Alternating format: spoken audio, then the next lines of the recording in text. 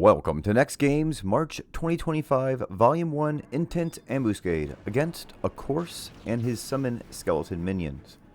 Now we last saw this run in February of 2023, and it's not a great month for quick runs for either soloers or party players, but I've come up with some strategies that will make the most of this annoying and slow run. First, let's go over key item acquisition. You will need 1 undead kill for your first run of the day, and 3 for multiple runs in the same day. I find that the easiest place for these is to home point warp to Fei Yin home point number 1, where you can quickly find several undead to get your key item. Now, on the more populated servers, this single location won't be enough, so be sure to list any other easy to get to spots you find down there in the comments. Now, on to the run itself, which starts off against a single enemy, the Corse called Bazzetto Pisshog. Now, he will use the standard Corse attacks, including Final Retribution, which is an AoE physical damage and stun ability, Envoutment, which is a single target darkness damage and curse ability, Memento Mori, which gives the Corse a magic attack bonus, and Quelling Seal, which is an AoE silence ability. Now all of those are relatively easy to contend with, but there are 2 more abilities that are going to pose most of the challenge for your run. The first one is called Hecatomb Macabre. Now this is an AoE charm ability that lasts 15 seconds, and it's also going to give you a 20-second doom timer on all but the very easy difficulty. Now if solo, the only 2 real ways to get past this are 1, to have very high magic evasion so that you can resist it, or 2, if you're lucky, you can get 2 to 3 holy waters off before the doom takes you out after that charm wears off. Now if you do find a way to get rid of the doom, you're going to find that you now have a 3-minute buff of regen, refresh, regain, attack, and defense boost along with haste. Now if you're solo, this will allow you to get in one last hurrah since your trust will be dismissed. Now if you're in a party, this can provide you with the necessary time to get massive amounts of damage in, so make sure you plan for this ability in whatever strategy you have going in, as this is the main ability that needs planned for in both solo and party play this month. Now in addition to that ability, you can use Gamble Macabre, a single target doom ability where doom's only going to last 3 seconds and then you have a 30-second charm. Now this is used automatically if the target gets more than 10 feet from the boss, negating the possibility of a kiting strategy and pretty much spelling doom for anyone it is cast on. Now the last thing that we have to mention is the use of Blood Weapon and Soul Eater, both of which the Corse has access to. Now if these are used in conjunction with each other, you can be hit for upwards of 20,000 damage per hit, even on the easy difficulty. So I recommend bringing Shadows and using extreme caution during the times that these are up. Now in addition to all of this, the Corse will spawn 4 Bazzetto Warder adds at both 90% health and 35% health on the easy difficulty and above.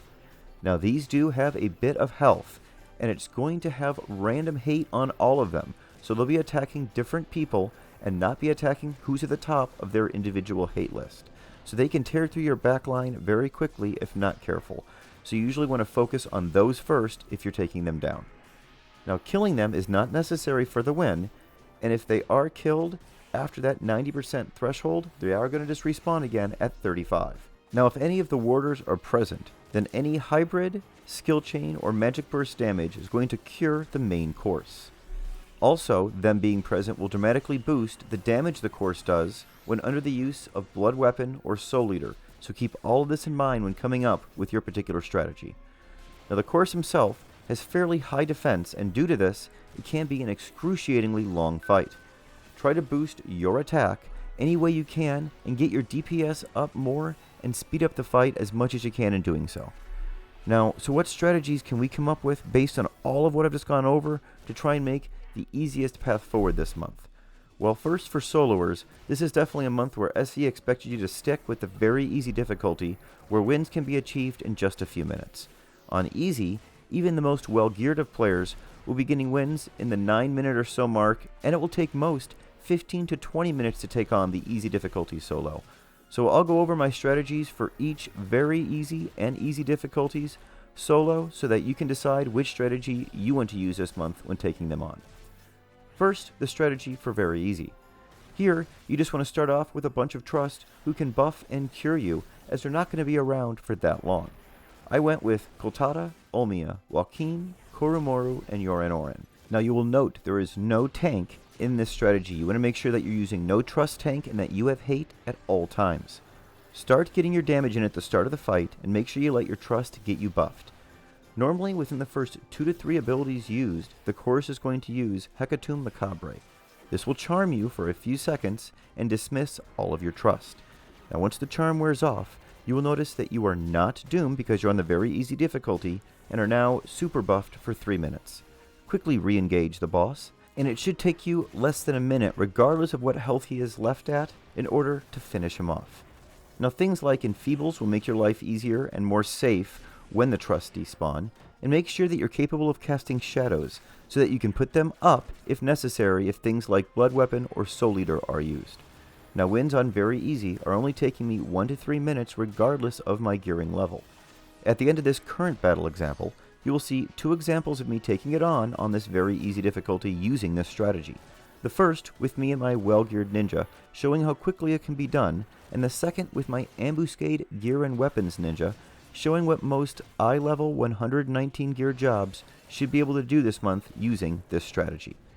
Now, if you want a challenge and want to take on the easy difficulty, you want to pay close attention to the example that is showing right now, as it's showing the fastest strategy I found to take it on, with my wins taking in the 8 to 9 minute range.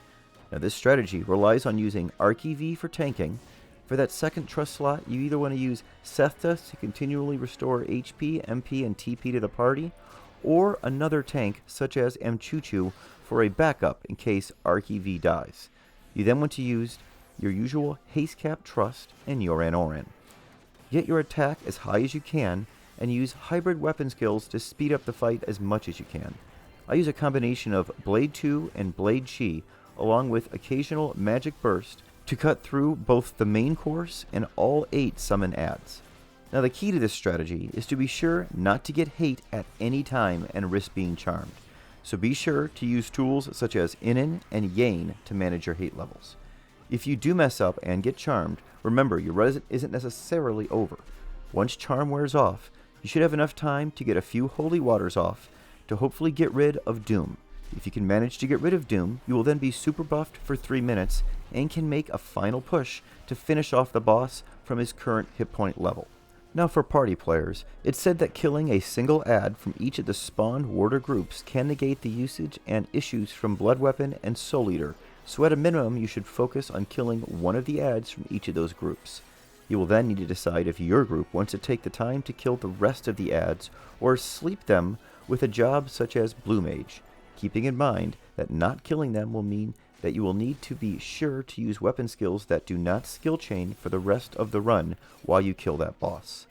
Now runs ignoring the majority of ads I'm hearing are taking upwards of 9 minutes, and runs where the ads are all killed are taking upwards of 20 minutes. Once again, speaking to this being an overall slow month for all but people taking it on the very easy difficulty. That's going to be about all I have to share for this month's run. Enjoy the final 2 battle examples, and have a great month everyone. We'll see you next time.